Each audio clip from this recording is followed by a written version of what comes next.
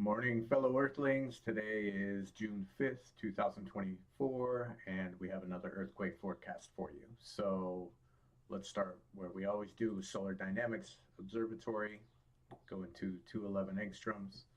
We see this coronal hole right here. It is transequatorial. It does have enough force to start intermingling with the Earth's interplanetary magnetic fields. Let's go over here to potential field source surface model.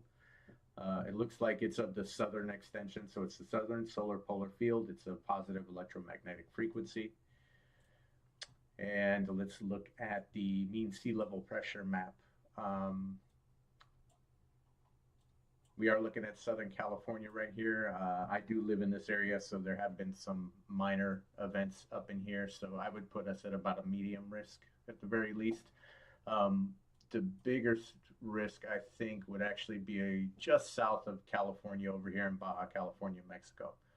I'd say in this area right here, just south of the Salton Sea.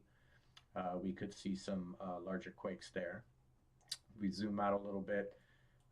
Could see some stuff in South America too on the west coast. Maybe this far down, even though we don't normally see earthquakes this far down. This is a very large low pressure cell feeding in from the high pressure cells up here, coming down into here in southern Chile. Let's go over here. This region right here, definitely on watch. Maybe as far south as New Zealand, but this whole area right here, which is like Fiji, Tonga, and maybe even Samoa way out there. And then coming over here into Vanuatu and Papua New Guinea, and then Indonesia. But again, Indonesia, Philippines has stuff going on a lot. And then let's see over here. There's always low pressure stuff going on over here, but we don't normally see earthquakes here. This is the Himalayas right here. So you'll almost always see this line right here. I would probably put even Tajikistan up here on alert a little bit. And let's see where else. Go over here. If this moves any closer to Japan, I would say maybe northern Japan, but I would put them at a low risk. Alaska almost always has a low pressure cell, so it's kind of hard to determine whether or not they're going to have a large earthquake, but haven't seen any pre-seismic signals, so I wouldn't. The only place we've really seen pre-seismic signals, I would say, if we go to the earthquake map here, would be all along the U.S. West Coast from about Oregon up here, southern part of Oregon, down to, even Southern California right here. I remember hearing some people mention they felt earthquakes in my neck of the woods, but I have my eyes on this area. If we see anything major, it'll probably be in this area right here, because in Southern California, there are times when you'll see a little cluster, a little swarm of stuff above 3.0. And because it's getting up to 4.0, see, as they're getting bigger and bigger, I would keep an eye on that area right there. And let's see. Again, I think we mentioned this area already, like the southern part of Chile and even up here on the west coast of South America.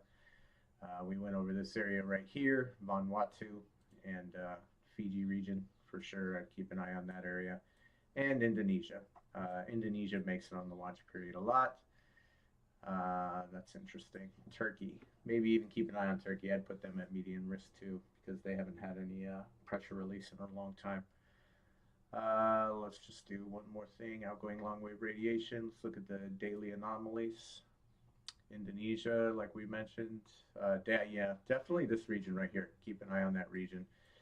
OLR anomaly over there. So on the U.S. West Coast, the OLR anomaly is Northern California, Oregon. Not seeing any pre-seismic activity, but that doesn't mean there won't be anything major. But that's where a lot of the electrons and the charged particles that are coming from this dark circle on the sun here are going to be coming into via the sea level pressure here, because it starts up at high level pressure right here, brings them on down into Oregon around this area right here, and there's a low pressure cell there. So keep an eye on that area. For my U.S. West Coast people, I'd keep an eye on this area right here, Northern California, Oregon, and then in Baja California right here. Not to say that nothing can't happen in these areas right here where we live in Southern California, but higher risk for Baja California, number one, and then I'd say number two, Northern California, Oregon. I think that's about it. Total electron content for today. So, we're in the clear for now. Let's just give this a little play here. So